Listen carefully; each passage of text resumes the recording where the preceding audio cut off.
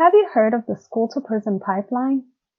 The school-to-prison pipeline illustrates how punitive school policies and practices can result in early involvement in the criminal justice system, particularly for students of color, Latinx students, Black boys and girls, students with disabilities, and LGBTQIA+ students who are disciplined more often, more harshly, and for less serious reasons than other students.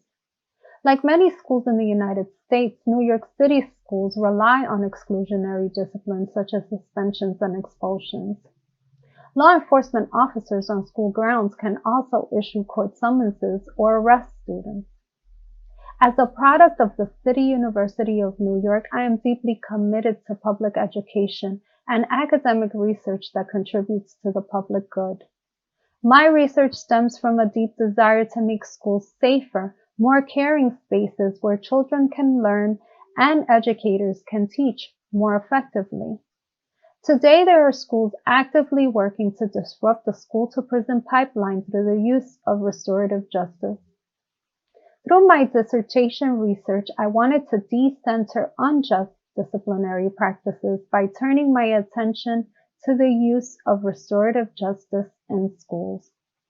Restorative justice focuses on healing and mending relationships through dialogue, focusing on harms done and the needs of all persons involved in the harm. Restorative justice promotes reconciliation and transformation. In 2016, the New York City Council invested $2.5 million to implement restorative justice in schools throughout the city.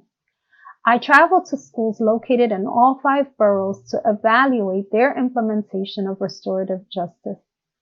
Specifically, I wanted to know how educators shift from a punitive approach and whether they could implement restorative justice with fidelity.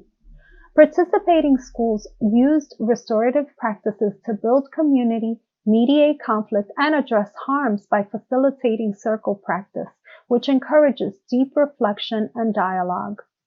Talking and listening circles come from indigenous traditions used for the purpose of peacemaking and celebrating in community. Circle practice helps each member of the community feel seen, heard, and valued. From my research, I learned how previously punitive schools shifted their practices to include a more holistic approach to student misbehavior. Participants shared that this paradigm shift requires a commitment to change, funding for training, and time. The use of evidence-based restorative practices reduced over-reliance on punitive discipline and improved school culture and climate.